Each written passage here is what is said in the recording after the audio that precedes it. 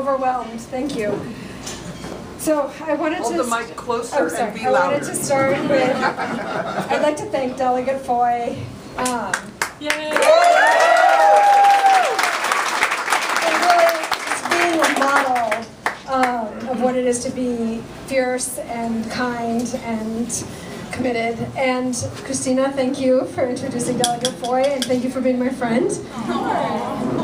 And I also wanted to thank Walter Tejada and Ingrid Moroy and James Lander for being here.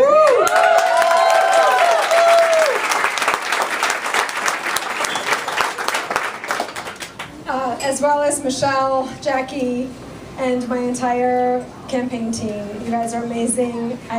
Mark, I don't know what I would have done without you guys, so thank you.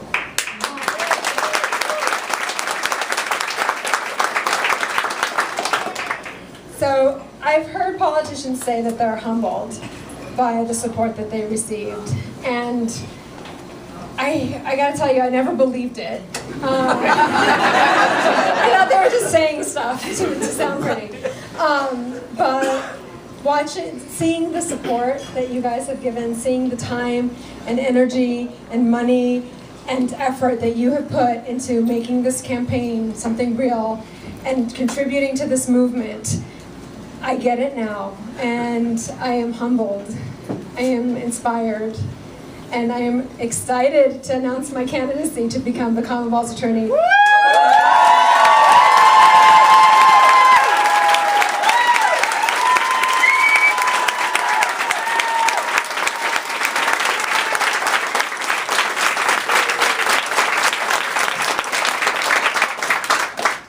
So in my 20 years as a public defender and innocence attorney, I've stood at prison gates with mothers waiting for their sons to come out. Sons who were convicted of crimes that they didn't commit. Meanwhile, the real perpetrator was out preying on more victims. I forged bonds with victims' families, even when that meant I was going into their homes, turning their worlds upside down by telling them that the wrong person was in prison for doing them harm or doing their loved ones harm. I sat in a windowless cell with a woman who couldn't answer my questions because she couldn't understand them, because of the unquiet voices in her head. I've gotten the first DNA exoneration in DC and helped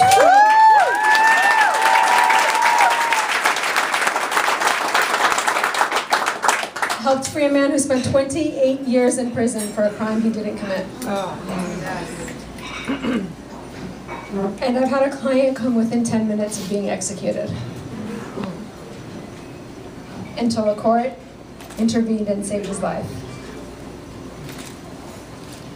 And all too often, and this is a hard truth to speak, but all too often I've been in courtrooms, I've been in prisons, and I've been in jails, and I look around and the overwhelming majority of faces are black and brown. That's right. And it breaks my heart.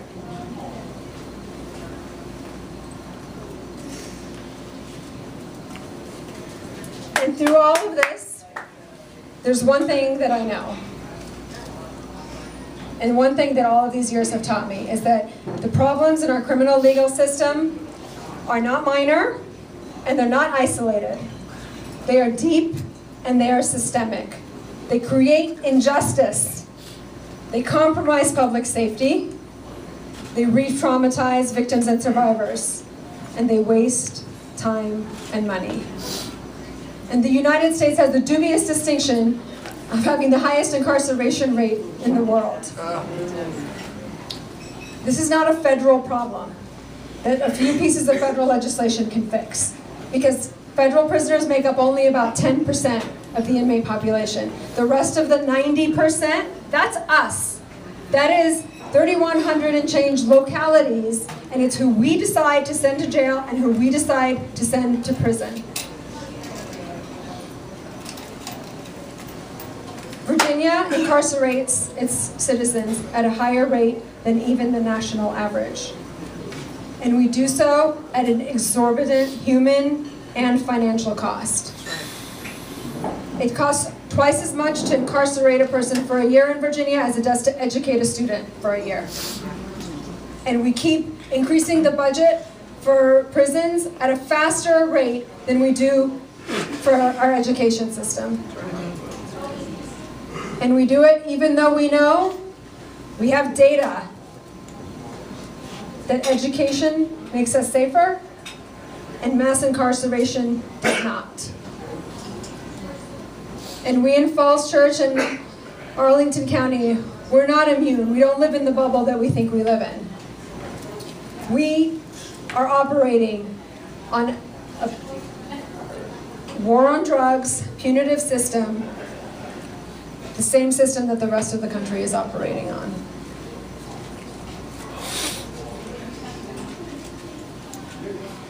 But here's one other thing that I know, because I've lived here a long time now. And I know that we can do better. That's right.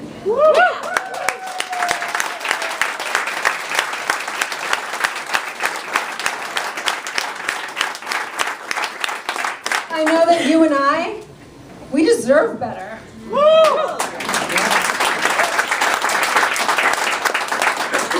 And I know that we now, starting today, you and I are going to do better. Yeah!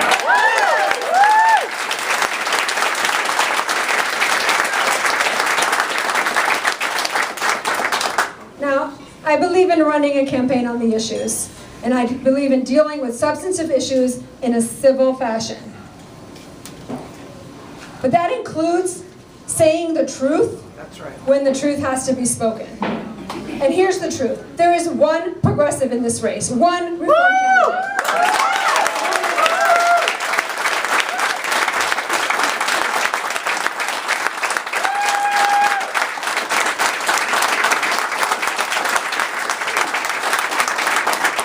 And there is nothing principled about pretending to be a progressive just to win re-election. That's right. That's right. Now let me ask you, I want to know what you think. Does a progressive prosecutor publicly sign on to a lawsuit against their Democratic governor when the governor...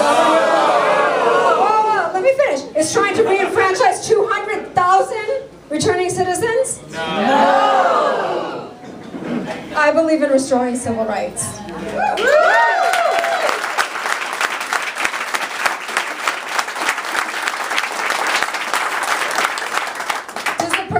Call the Arlington delegation silly and misguided? No. For asking her to use her discretion to reduce the use of cash bail? No. I don't think we should be criminalizing poverty.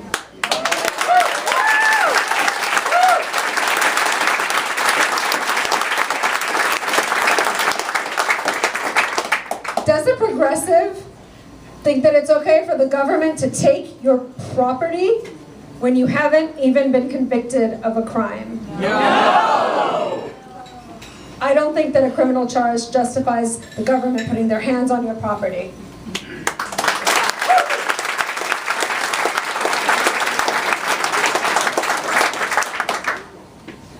Does a progressive seek the death penalty? No! I know from experience that death is the one punishment.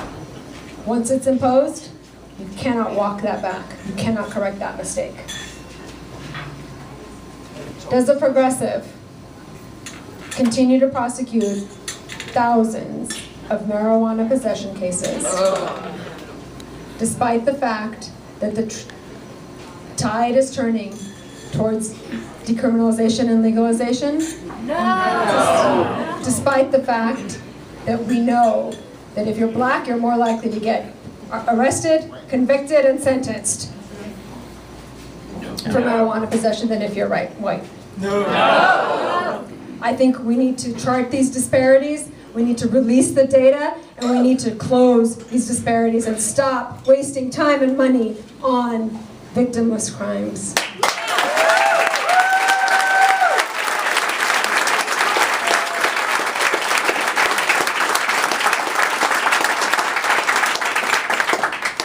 finally, does a progressive deny the existence of mass incarceration and then also deny its disproportionate effect on people of color? No! I believe that mass incarceration exists. I can count to the 1.6 million people in our prison system, and I can count to the millions of people who flow through our jails, our local jails, every single year. And I am Parisa Tafti. I am here to be your next Commonwealth Attorney so that our community can stem that tide.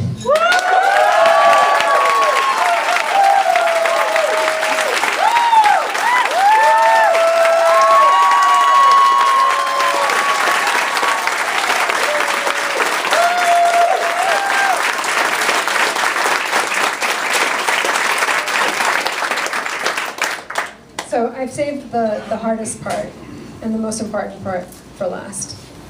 And that is the love and support, and love and gratitude, that I feel for my family and for their support. My husband, okay. My kids,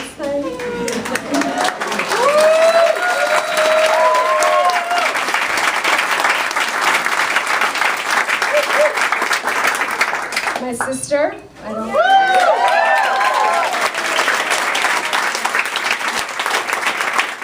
my father,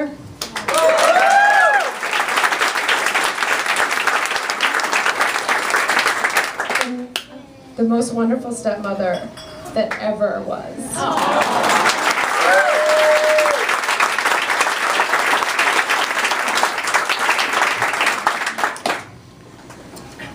One of my earliest memories was about somewhere between my kids' age, and I remember going to school with apples that had pieces cut out of them.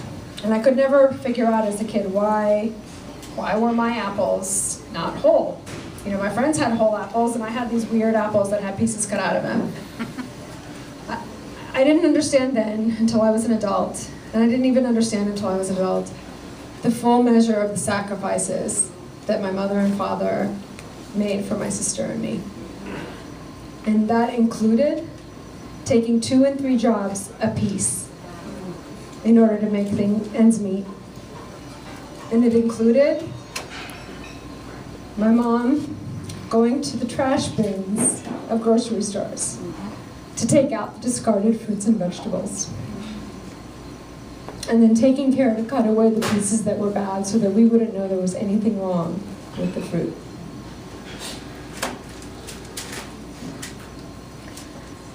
Persians have a saying that translates to, "Your place is empty." And we say that when somebody belongs in a place where they're not, when they should be somewhere, but they're not. Tonight, my mom's place is empty. She passed away 12 and a half years ago, and she was the most loyal, most compassionate, and most fierce person I've ever known.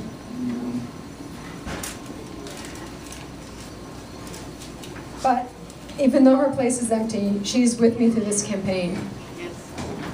And she's with me in the lessons that she and my father spent a lifetime teaching my sister and me. Those are 3 lessons. Number 1, we are, all of us, children of the same God. That to live a good life means to love, to protect, and to serve. And finally, when you see a wrong, it is your job, it is your duty to make it right. So here I am, doing something that 2 years ago I would have laughed at you. I'm asking for your support to be your next Commonwealth Attorney.